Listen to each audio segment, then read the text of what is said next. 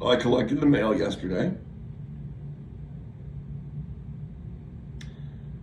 to find a flyer, a cardstock flyer, much like the thing, my cheap ass lawyer sent me in lieu of a Christmas card, a flyer basically saying, notice me, and 2 envelopes. One of the envelopes had been canceled, the postage, and one of them had escaped cancellation. So what I'm telling you is, I have a forever stamp that hasn't been canceled. Yeah, I had a good day yesterday. Because not that I would confess to reusing postage that wasn't canceled properly. Heavens forbid that I would ever do such a thing. Naphtha works really good. You can buy it at the hardware store in the little Ronson lighter thingies, the impulse buys, and it's primarily naphtha in there. I would know about chemicals because I'm a watchmaker, and all you have to do is squirt the paper that the stamp is stuck to on the back side, and you won't hurt the stamp in any way. The post office is very good about the inks and the lithographing techniques they use. The stamp won't run, and so then whatever the technique is, offset printing, intaglio. There's a strange word. So if you just hit the back of the paper with naphtha and you wait a few seconds, you can peel the stamp right off. I know. And then you're holding in your hand basically a stamp, valid postage. Hey, do you need to say anything else? I don't think you need to. I think you just need to put it on the next envelope. But you might have to add a little glue just to be sure. But if you do it just right and you hit the paper and the adhesive agent releases, you just pull it off and all the gum is still on the stamp. And when it dries, it's stuck to that new envelope pretty good. Not that I would know about that. No, I'm just saying in theory, theoretically it should, other things being equal. So yeah, these 2 envelopes came, and one of them was for a payment for services I'd rendered to this preferred client. Actually, there's a woman down there named Rhonda. Ooh. Let's just call her Purple Lace. No, not Rhonda. And we're going to call her Purple Lace. That's the name I've given her, Purple Lace. And she's the reason for the season, if I may be so honest. If it weren't for her, I think this client would have gone the way of all the others. But I've always kind of had a respect for this Purple Lace.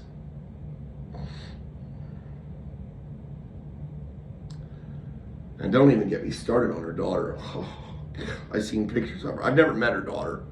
I don't know that I've ever met Purple Lace either, actually, in person. Like I said, they're an out-of-state client, okay? I'm not in Georgia most of the time. Most all of the time. I'm not in Georgia, and that's where they are.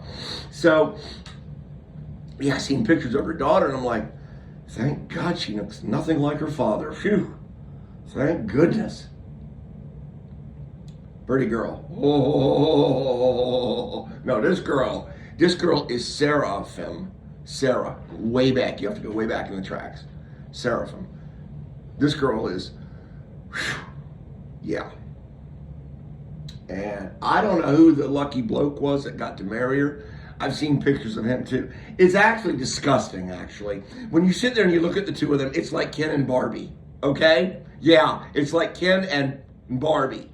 And I think you know what went in that little silent space there. It started with an F and it ended with U.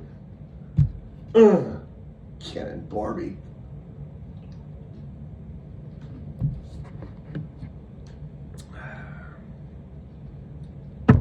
Then there's a Russian spy.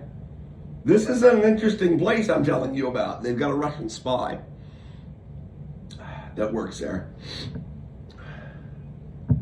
Oh yeah, she'll email it. And actually, she messages me. Yeah, all personal like lovey-dovey, like she's trying to get up next to me, right? And she'll use that Russian feminine guile of hers, and she'll start rolling some R's when she's talking to me. And when the Russian women start rolling their R's, I'm done. I'm done. I'm just like, here, I open my wallet and I say, here, take what you want. Just keep saying it. Yeah. Take that credit card on that, and that's got a larger line, and you're going to need that. Can you say something with an R again to me? Thank you. Yeah, she's a Russian spy. She's making like she's a salesperson. She's not really. She's a Russian spy. She's here for Putin. Yeah, she's here on Putin's behalf.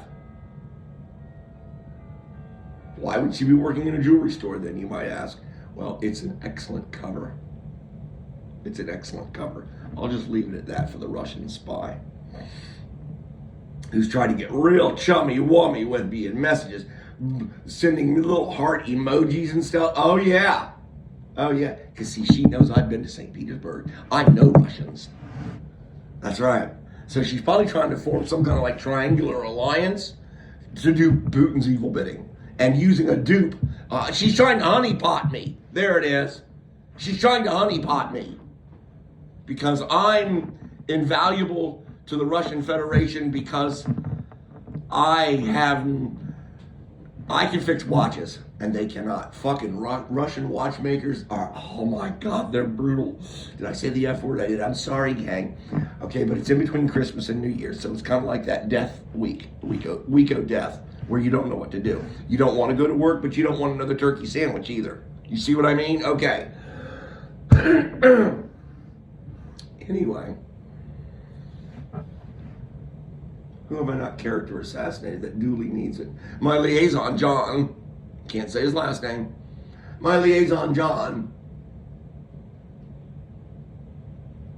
He's my wingman. Yeah, he got my 6 o'clock. He covers me. But I cover him too. All right?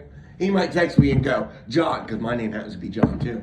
He might go, John. Well, he wouldn't say that in the text because he already knows who he's texting, and he already knows I'm going to know who it is texting me because we have what's called a thread. So he might text me and say, hey, I got one coming to you. And the owner is a basket of Fruit Loops. A lot of watch owners are. They value their wristwatch. They're fine timekeeping instruments, okay? And so he might text me and go, Johnny, with a Y, not an IE. That's for you, can I got you covered, man. I got you covered, man. You overnight it, express it to me. I'll express my love to you right back. I got you covered. And if it's something for Purple Lace in there, they already know that's the first job I do. I don't have to charge her for anything for this. No, I didn't even. No, the Queen doesn't pay for this job. It's kind of like the First Lady doesn't have to use postage on her stamps, on her envelopes. Well, Purple Lace doesn't have to, let's just say, I want to be delicate here, doesn't have to pay the freight. Okay? As, say, perhaps you or I would. Okay? We'll leave it at that and move on. Okay, so, got Johnny covered. I don't really care about Rhonda's husband. He's Deadwood to me. The big cheese. Just write the check, dude. That's all. That's all I need from you. I'd like to flirt with your wife. You, I don't really want to have anything to do with. Just write me the check and give me the orders. I mean, because you are the check writer and I'm the check taker. So you tell me how you want it, when you want it, and who you want it with, and I will execute it. But as far as that's concerned, you stay over there on that side of the soda show floor, and I'll stay over here next to Rhonda. Okay? Purple Lace. Better watch me, boy. Watch yourself around. You know what I'm trying to say.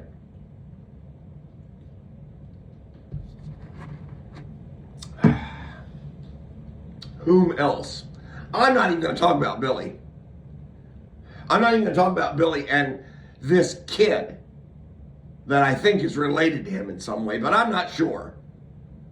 I mean, what's in a name, really? I mean, I know that sometimes when a husband and man divorce sometimes, can she keep the last name? Does she want to keep the last name? Because it's a bitch if you got to change all that. So maybe that has something to do with it. Because I said to Cindy, I keep the last name, please. And so maybe that has something to do with it. Because this guy I'm about to tell you about next, that's related to Billy. Yeah, Billy is just Just built. He keeps trying to get me to come to Georgia because he wants to take me out to dinner.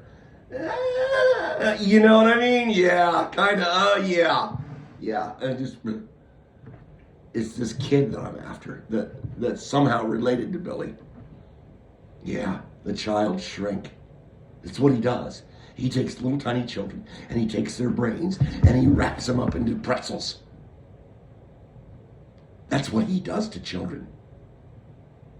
It's a good thing he's several states away, because I might just have to go pretzel him a little bit. Evil. Anyway, back to the envelopes that came from this very fine establishment. One was canceled, one was not. I'm like, okay. Got me a stamp out of it to be framed, obviously, adorned with garnish around it and put on like a shadow box on the wall. I would never dream of reusing postage. Come on. That's theft, fellas. Okay? That's defrauding the federal government. So yeah, the one that's canceled is what I believe to be due for my last billing invoice. The one that's not canceled is for an appreciable sum of money, more than $5, okay? I'm not going to be gawk here. I'm not going to be gawchy. Well, it's a natural, though, for me to be a pig. But not here. And don't be profane either. Okay, you've already slipped once, and Paper Lace is going to hear this. She's going to think less of her night. With a K, her night. That's right. Don't you do it, John. Don't go there. The big cheese will send somebody up here to hit you, and it'll be done. That's right. If you were like replace the K with an N, yeah, like night and notch. That's for you, Russian spy, notch. Yeah, dobro notch. Ronda, dobro notch. Yes. Oh, I just dug myself into a hole. So anyway, the other check is for appreciable sum of money, the one without the canceled stamp. And I looked at it and I was like, to know me, if you know me at all, you'll know that I'm on meds. Because I don't lose my car keys. It's a trade-off. Now with this aromatherapy, I lose my car keys, and I'm happy. Almost giddy sometimes. I don't forget where I put things. I have 3.5 blood pressure medicines to prove it. And an OCD with it. So anyway, but I like aromatherapy better, and I've noticed that these synthetic things they're giving me that I take in pill form, I've sort of cut in half now at this point, and I'm getting back onto a more of a normal sleep cycle, and I don't feel lethargic, even though I'm smoking pharmaceutical grade aromatherapy. It's called tolerance, kids. It's great for my blood pressure. Yeah, man. So the other check, it's not mine. That money is not mine.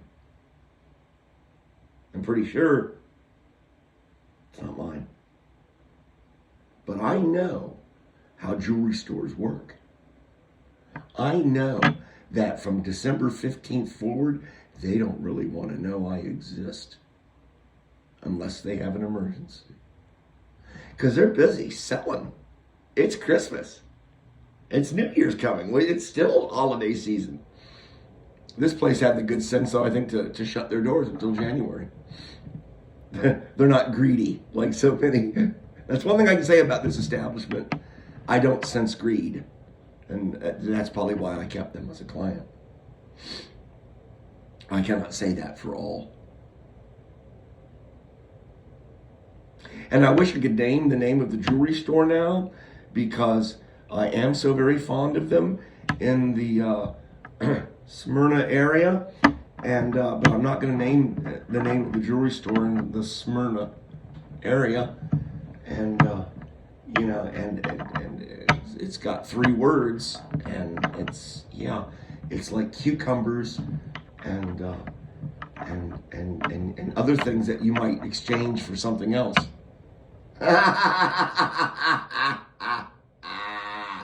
That was clever of me. So yeah, this other check I looked at and I go, well, I could deposit that in my account, and the chances are pretty good. They're very good that they'll never even catch it. Because I can guarantee you that accountant is just like, go away.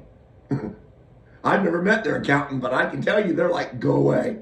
At December 27th or 18th even, by December 18th, they're like, go away. Just, put it over there on my desk.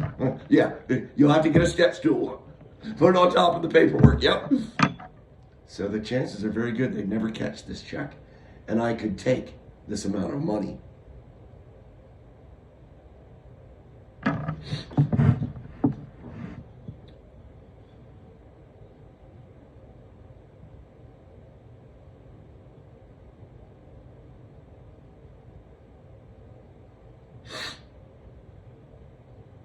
Wrestle with that. Put yourself in my position. It's a large sum of money, but it's not so large that they would notice it because they're a large operation. What do? Oh, there's cash register honesty. There's all kinds of honesties. Here we're talking about cash register honesty. Thank God for AA. What a marvelous program. My brain needed washing. What do? Do you take the check and deposit it? What do? Because you can always claim ignorance too. If you're in my position as a business, you've got accounts receivables coming in all the time. As soon as I get through with this track, I'm going to send them a link. This client. I'll listen to it first again to make sure that the big cheese doesn't come after me with a hitman for hitting on his wife like this. Purple lace. Or his son-in-law for, well, I only called his daughter an angel. It's a son-in-law. He's a big looking kid too. Big oaf looking FSU boy, I'm sure. Hail Seminoles. What a waste too. That kid. You gotta go stealing chicken legs, crab legs out of the store. You know what I'm talking about now. Winston, you had such potential. And then you gotta go stealing crab legs. And then look at you. Look how you ended up. Sorry, I digress. And so I'm going to send them this link, which basically will alert them to the fact that they may have paid me twice. Because it looks like a familiar number to me from an old invoice. And why am I going to do that? Well, I'm not living hand to mouth. If I were destitute and I had nothing, this test would be a lot harder for me. And even though this check is for an appreciable sum of money, it's not a hard test. Because you see, I guess, over the last 3 decades or so of running my own business, I have tried to do it honorably and professionally under the tutelage of my master. And because I have behaved this way, I have to believe that my master has said, okay, have a Tesla for your retirement gift. Here. Model Y, dual motor.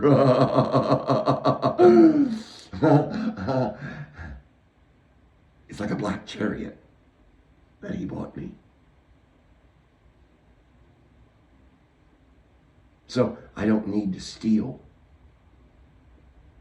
a sum of money from an associate, wittingly or unwittingly, but especially wittingly, the wittingly part, Because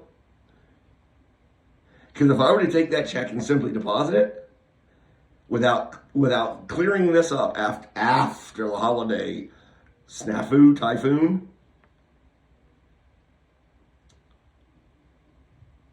I would be less than I am now. And I desire to move forward and become more, not less. evermore.